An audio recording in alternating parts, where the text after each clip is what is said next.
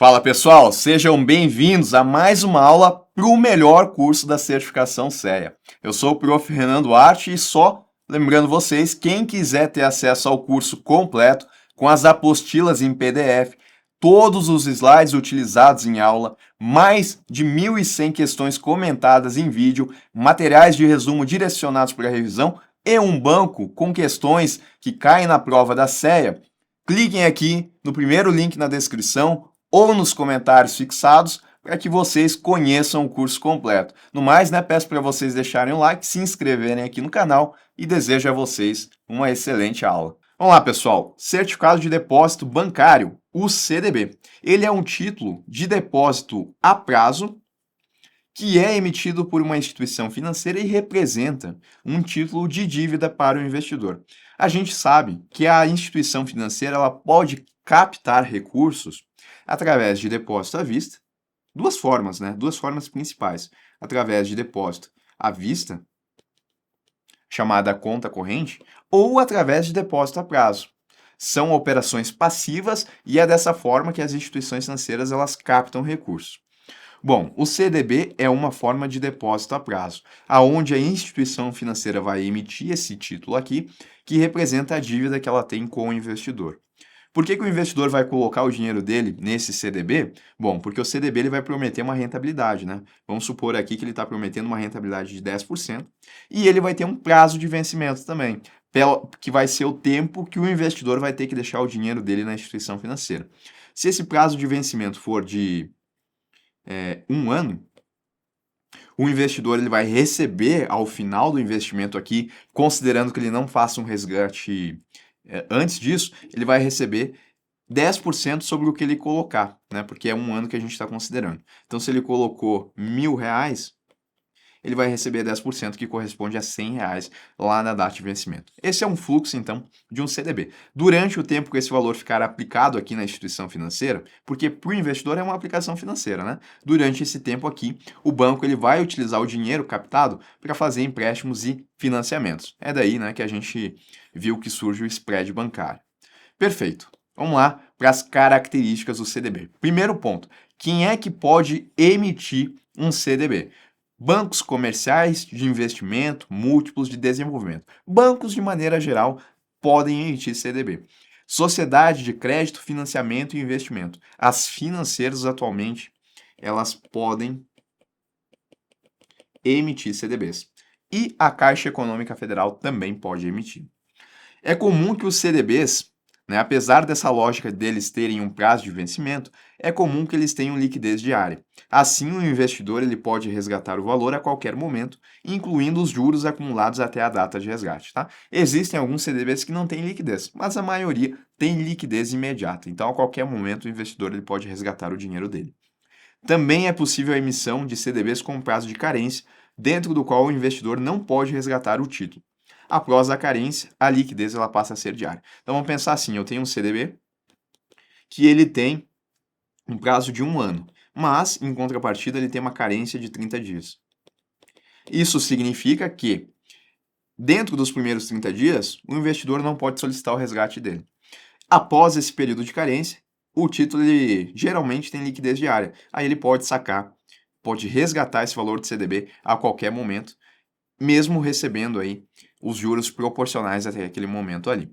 Então, em relação à remuneração do CDB, eu tenho que, primeiro, essa remuneração ela é diária, Então, todos os dias o CDB ele vai fazer a correção dos juros. Considerando, isso é importante, Considerando dias úteis. E no mercado financeiro, como padrão, se considera que o ano tem 252 dias úteis.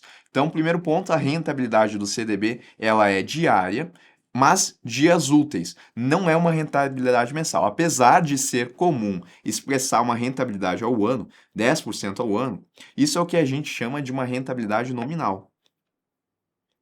Porque como o título ele vai corrigir diariamente, a rentabilidade aqui vai ser diferente, Bom, a rentabilidade ela pode ser pré-fixada, pós-fixada ou ainda ela pode ser híbrida.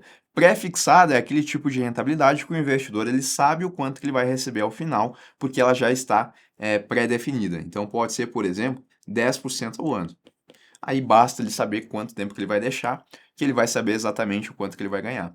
Pós-fixadas são aquelas que acompanham um índice de referência.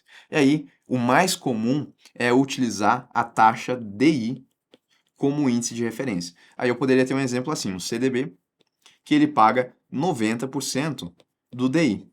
Quando o investidor ele coloca o dinheiro dele aqui, ele não sabe exatamente o quanto que ele vai ganhar, porque ele precisa primeiro enxergar qual que foi a rentabilidade da taxa DI dentro do período de investimento. Então, se a gente tem um prazo de vencimento de 1 ano e a taxa DI durante esse prazo aqui, ela rendeu 10%, no meu caso aqui, como é 90% da taxa DI, a rentabilidade desse CDB aqui vai ser de 9%.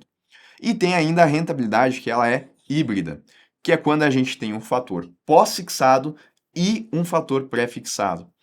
Aí poderia ser o seguinte, eu poderia ter IPCA, que é um fator pós-fixado, um índice de referência, mais uma taxa pré-fixada. Essa taxa pré-fixada poderia ser de 6% ao ano.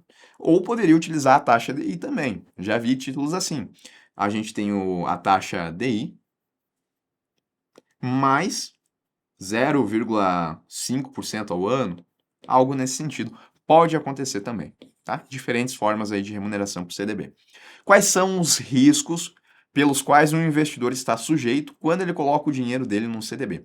O principal risco é o risco de crédito, que é o da emissora não cumprir com a promessa de pagamento dos juros ou e do principal, tá? Então, no investimento aqui onde a gente colocou R$ 1.000, a instituição financeira ela teria que devolver 1.100, né? Porque é 1.000 do valor principal mais R$ 100 de juros. Se ela passar por dificuldades financeiras e não conseguir devolver ou os R$ 1.000 iniciais, ou os R$ 100, ou os dois juntos, a soma, isso caracteriza o risco de crédito. Risco de inadimplência, risco de calote. Mesma ideia aqui, tá? Bom, o fato é que os CDBs eles estão garantidos pela cobertura ordinária do FGC, que garante até R$ 250 mil por CPF ou CNPJ, por conjunto de depósitos e investimentos em cada instituição financeira ou conglomerado financeiro. Então, desde que o investidor ele tenha colocado até R$ 250 mil em uma instituição financeira, considerando esse instrumento aqui, ele vai estar coberto pelo FGC também, se tratando de um CDB. Também tem um outro limite que tem que ser observado, que é de 1 milhão a cada 4 anos, tá? Estando dentro desses dois limites, ele tem a cobertura do FGC, além, é claro, né, da própria instituição financeira emitente, que ela se compromete em fazer o pagamento desse título. A gente também tem aqui presentes o risco de liquidez em títulos com carência, porque o investidor ele não consegue resgatar o valor dele enquanto não passar o prazo de carência, e o risco de mercado, principalmente aqui em títulos pré-fixados e títulos híbridos. Nessa situação aqui, caso o investidor ele queira negociar o CDB dele no mercado secundário e o título dele seja pré-fixado, pode ser que, dadas as condições atuais de mercado, o título dele ele não esteja assim tão interessante, comparando a taxa de juros do momento que ele comprou e do momento atual. E aí, utilizando a taxa de desconto naquele momento, pode ser que o investidor ele perca dinheiro em relação ao que ele colocou, ou receba menos do que ele receberia de maneira proporcional se ele mantivesse o dinheiro dele até o final do prazo de vencimento. Isso é o que a gente chama, tá, de marcação a mercado. E está presente quando a gente tem a rentabilidade pré-fixada, né? Então, naquele exemplo ali, onde a gente tinha 10% ao ano, isso vai estar presente. O que eu quero dizer com a taxa de juros estar diferente no momento atual em relação ao que ele comprou? Vamos pensar que atualmente os títulos eles estão pagando uma rentabilidade de 15% ao ano, enquanto que o título desse nosso investidor ele foi contratado a 10% ao ano. Ele vai tentar vender no mercado algo que está pagando 10% ao ano, quando agora, se a pessoa for comprar um título no mercado, ela vai receber 15% ao ano. Então, para que esse título ele possa ser vendido no mercado, ele vai ter que ser vendido a um valor menor do que o que ele está remunerando. E por isso que eu digo que o investidor ele pode perder dinheiro nessas situações. Agora é diferente, né, se a taxa de juros caiu. Se a taxa está a 8% ao ano, é isso que os investidores estão conseguindo nesse momento no mercado. E o título dele está pagando 10. Então o título dele está atrativo, está pagando mais do que o mercado está pagando. Aí, nesse caso aqui, ele pode ter um ganho positivo caso ele venha vender esse título no mercado. Tá? Risco de mercado é óbvio que vai influenciar quando ele tiver uma rentabilidade onde ele vai perder em comparação a ele deixar o dinheiro aplicado. E tributação, tá? O CDB, ele tem imposto de renda e tem também o IOF, que é o imposto sobre operações financeiras, a depender, é claro, do tempo que o valor ficou aplicado. Então, o imposto de renda ele funciona da seguinte forma: eu tenho o prazo de aplicação, que ele pode ser de até 180 dias, com uma alíquota de 22,5% de imposto de renda sobre os ganhos, sempre sobre o rendimento. De 181 a 360, a alíquota de imposto de renda é de 20%, de 361 a 720 é de 17,5%, acima de 720 a alíquota ela é de 15%. E o IOF, ele incide apenas em resgates que vão acontecer do primeiro dia até o 29º dia. Aí a alíquota ela vai decrescendo também a cada dia aqui, não a cada 180 dias, tal como a gente viu aqui, né? E depois aqui o intervalo de um ano. Aqui é a cada dia, começa em 96% e vai decaindo, né, aproximadamente aí 3% a cada dia, de 3 a 4% a depender do dia, até que no 30º dia a alíquota de IOF é de 0%. E Renan, como é que funciona o cálculo aqui então em relação aos impostos? Então vamos pensar o seguinte, eu tenho um investidor aqui que ele aplicou em 30 de maio o valor de 50 mil reais. Até 9/6, o rendimento bruto dele tinha sido de 100 reais. Tá? Então, se não tivesse imposto nenhum, se ele fizesse o saque aqui no dia 9/6, ele ia receber os 50 mil reais, que é o valor principal, mais os 100 reais de juros. Ele ia receber, então, 50 mil reais e 100. Mas esse é um mundo dos sonhos, né? Porque no CDB a gente tem um imposto, então ele não vai receber isso. Ele vai ter primeiro a incidência do IOF, porque o resgate aqui, entre a data de aplicação e a data de resgate, a gente teve um prazo que foi inferior a 30 dias. Então, primeiro a gente calcula o IOF. Percebam aqui que o IOF ele foi de 66%.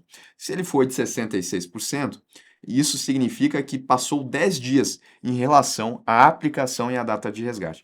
Passados 10 dias, a alíquota é de 66%, sempre calculado sobre o rendimento, tá? Então, 66% sobre 100 reais. Além disso, tá? A gente também vai aplicar o imposto de renda após o desconto do IOF. Então, do que sobrou aqui, a diferença entre os 100 reais e os 66, isso daqui dá 34 reais, tá? Sobre esses 34 reais aqui, a gente vai aplicar o imposto de renda. O imposto de renda ele segue a tabela regressiva, aconteceu antes de 180 dias, a alíquota aqui é de 22,5%, então vezes 22,50%. Bom, isso vai dar R$ 7,65 e descontando esses 66, descontando esses 7,65 dos 100 reais, o investidor, na verdade, ele teve um rendimento líquido só de 26,35. Então, no mundo dos sonhos, aqui considerando um CDB, ele sacaria, se não tivesse impostos, 50 mil reais e 100. Mas como a gente teve os impostos, ele vai sacar 50 mil reais e 26,35. Tá? O restante aqui ele teve que pagar de imposto de renda e de IOF.